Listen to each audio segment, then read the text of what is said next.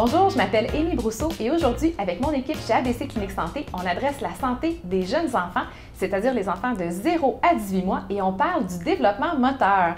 Donc, avec moi aujourd'hui, Dr Stéphanie Baudry-Séguin, chiropraticienne, et Julie Lamarre, physiothérapeute, toutes deux qui pratiquent avec la clientèle pédiatrique. Donc, c'est avec vous qu'on adresse ce sujet-là. On va commencer avec toi, Julie, tu nous parles de la santé de ces enfants-là.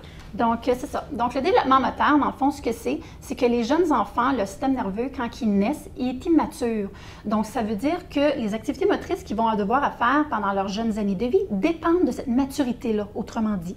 Donc, tout ce qu'ils doivent faire suit un cheminement précis. Ils ont comme des normes à suivre, des normes temporelles qu'on appelle. Ce qu'il faut comprendre, c'est que ces normes-là, moi, je dis toujours aux parents, entre guillemets, il y a comme des bases et des hautes normes. Donc, il ne faut pas paniquer nécessairement. Ce n'est pas tous les enfants qui vont tout faire dans le même ordre. Sauf qu'il y a des phases qui sont comme obligatoires, autrement dit, chez les jeunes enfants, qu'on ne veut pas qu'ils passent à côté parce que ça va affecter leur développement moteur futur. Ensuite, chaque enfant aussi a son rythme. Donc, on ne veut pas nécessairement les brusquer. Il y en a qui sont plus vite, il y en a qui sont moins vite, il y en a qui sont observateurs, il y en a qui sont très proprioceptifs, qui vont vraiment sentir leur corps. Donc, il faut respecter ça.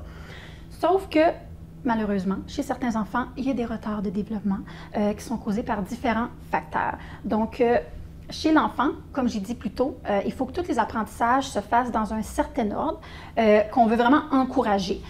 Moi, j'appelle ça des étapes charnières, donc des étapes très, très cruciales, des étapes de transition, que ceux-là, pour moi, il n'y a pas de passe-droit. Il faut que l'enfant y ait droit. Il faut qu'il puisse les accomplir pour qu'on puisse passer à l'étape suivante. Il y a des parents qui vont me dire, oui, mais il ne fait pas telle et telle chose. Oui, mais il y a tout le reste de sa base, de sa pyramide, elle est solide. Donc, pour moi, il peut passer comme à côté ou il ne peut pas nécessairement à côté, mais il peut continuer à cheminer selon son rythme. Comment s'assurer que tout se passe bien chez les jeunes enfants, autrement dit? Donc, dans les développements moteurs, il faut favoriser la symétrie. Effectivement, s'il y a moindrement une asymétrie musculaire entre les deux côtés, automatiquement, on a une imbalance musculaire. L'enfant va se ramasser plus fort d'un côté que de l'autre. Il va être plus actif toujours du même côté que de l'autre. Et puis ça, bien, ça va faire en sorte qu'il va être moins habile.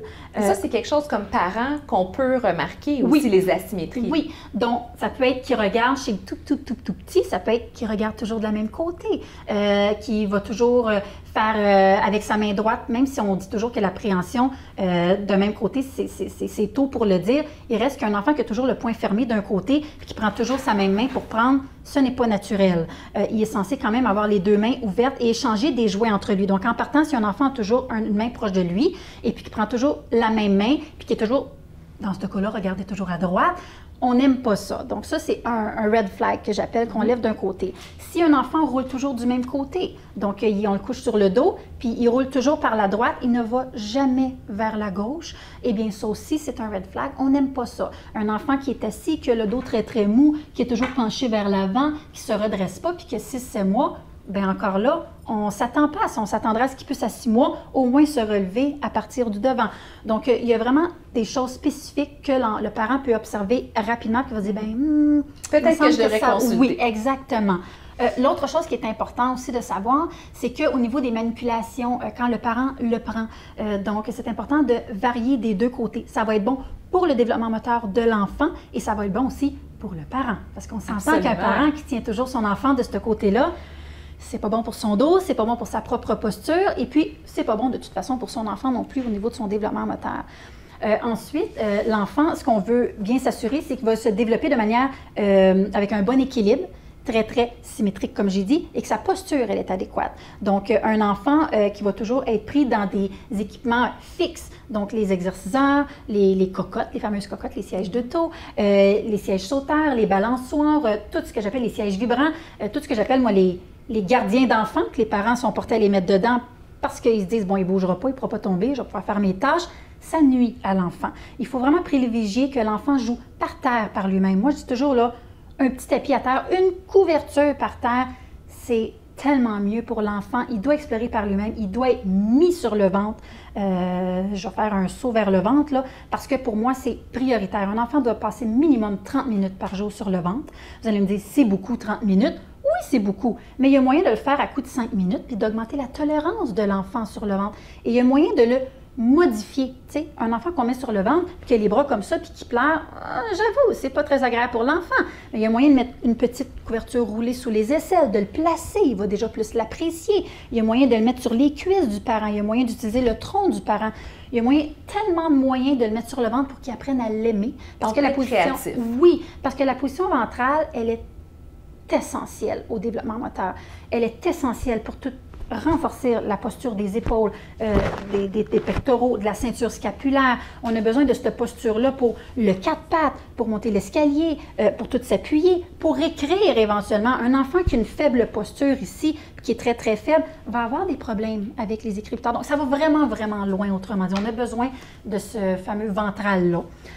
L'autre chose aussi qui va être important, c'est que les bébés, il faut qu'ils apprennent par lui-même à se bouger.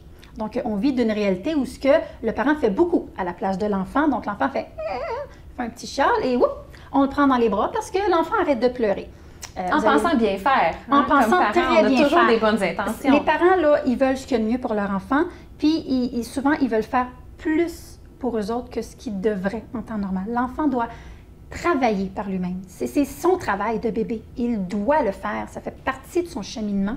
Donc, il faut le laisser explorer par lui-même, puis il faut le laisser essayer tout, se bouger par lui-même, explorer, s'appuyer, se renforcer. Donc, c'est son petit travail de bébé, puis il faut lui laisser, il ne faut pas lui enlever des mains, autrement dit. Le mouvement, c'est la santé. Oui, exactement. Et puis, donc, la dernière affaire, c'est qu'il ne faut pas non plus brûler les étapes. Donc, on ne met pas un enfant debout ou assis s'il ne tient pas sa tête. On s'entend là-dessus. Donc, l'enfant, on le met dans ces positions-là quand il est rendu là et quand il est capable de les prendre par lui-même. Donc, ça, je dis souvent aux parents, ne les mettez pas trop debout et assis rapidement. Attendez que le ventre soit solide, qu'ils prennent le quatre pattes, qu'ils soient capables de se lever par eux-mêmes. Ça veut dire que leur corps est prêt à assumer ces positions-là. Autrement dit, ne devancez pas, ne brûlez pas les étapes. Pour ces jeunes enfants-là, c'est ça que vous allez les aider le mieux. Absolument, des excellents conseils. Et donc, du côté de la chiropratique, Dr Stéphanie? Oui, bien, une fois que peut-être que le parent remarque, là, une fois qu'on a tout essayé, qu'on a fait et qu'on remarque que notre enfant a peut-être un retard de développement moteur, bien, c'est là qu'on peut aussi consulter, aller voir s'il n'y a pas quelque chose qui les empêcherait d'aller vers ce bon développement moteur-là. Donc, en chiropratique, bien, on va regarder encore là l'ensemble du bébé. On va faire un examen complet et on va regarder s'il y a quelque chose au niveau articulaire qui empêcherait, qui bloquerait le bébé d'être confortable dans ces positions-là. Parce qu'on sait que, premièrement, comme on a parlé déjà avec ma collègue, que le ventral est super important. Bien, si le bébé n'est pas capable d'aller faire l'extension de son cou, il ne sera pas bien dans cette position-là. Donc, le parent va éviter cette position-là pour l'enfant. Donc, si on est déjà capable de venir relâcher ces tensions, ces blocages-là au niveau du cou, bien, le bébé va être beaucoup plus apte à prendre le ventral et poursuivre le restant de ses développements moteurs. On va aussi regarder si le bébé est hypotonique, donc il est un peu plus mou que la moyenne. Oui. C'est tout un barème de normalité. Il y a le tonus normal. Si on est vers un petit peu plus mou, qu'on était un petit peu plus hypotonique, bien là, ça peut être des petits signes justement que on va devoir travailler un petit peu plus. Et si on est finalement de l'autre côté, qu'on est hypertonique, donc on est raide, qu'on est stiff. Donc, c'est un autre défi par contre. C'est deux défis différents, mais c'est des bébés qui vont avoir des petits défis un petit peu plus que d'autres pour venir faire ce développement normal-là. Donc ça, c'est des petites choses qu'on peut observer et qu'on peut aussi essayer d'intervenir avec le parent pour venir le stimuler de la bonne manière pour lui, pour qu'il soit apte à optimiser son propre développement moteur et être capable de répondre à son environnement autour de lui de manière efficace. Parce qu'on y revient toujours, c'est toujours une équipe entre les thérapeutes, que ce soit chiropraticiens, physiothérapeutes, et le groupe parent avec les enfants. Avec on y le revient bébé. Toujours. Exactement, exactement. On va observer aussi cette asymétrie-là qu'on a déjà parlé aussi, parce que c'est important que le bébé soit capable justement d'être conscient de son corps du côté droit comme du côté gauche. Donc, on veut vraiment voir une symétrie, qu'on l'utilise, qu'on est capable de rouler d'un côté comme de l'autre, qu'on utilise la main droite comme la main gauche. Et encore là, c'est des choses qu'on est capable de venir stimuler en chiropratique et avec le parent pour développer et rendre la symétrie le plus symétrique possible finalement pour le bébé et qu'il soit apte à faire son bon développement. C'est vraiment un mot-clé, hein? La symétrie, ça revient beaucoup. Oui, exactement, exactement. Donc, en chiropratique, on vient vraiment travailler le système articulaire du bébé si jamais il y a des blocages, le système musculaire, si jamais justement un muscle est un petit peu plus tonique, de venir le relaxer. Si le muscle est un petit peu plus mou, de venir l'activer en activant son système nerveux et tout ça.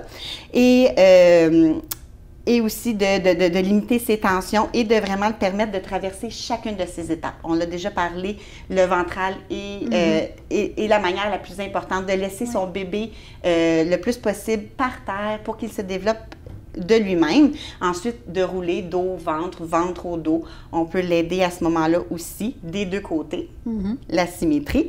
Et le marcher à 4 pattes, une étape vraiment cruciale et importante. Donc, de vraiment amener le bébé à marcher, à se déplacer à 4 pattes et vraiment jusqu'à la station debout avec aide et debout par lui-même et la marche, et vraiment à son rythme à lui. Comme on a dit encore là, de ne pas précipiter, de vraiment faire chaque étape, de passer à la suivante lorsque le bébé, lui, est prêt. Donc, toutes ces étapes-là, c'est super important pour le développement global, de la motricité globale de l'enfant, pour tout son avenir, finalement. Donc, ça lui sert pas seulement à court terme, c'est vraiment pour le restant de sa vie que ces outils-là vont lui servir. Exactement. Bien, je vous remercie beaucoup.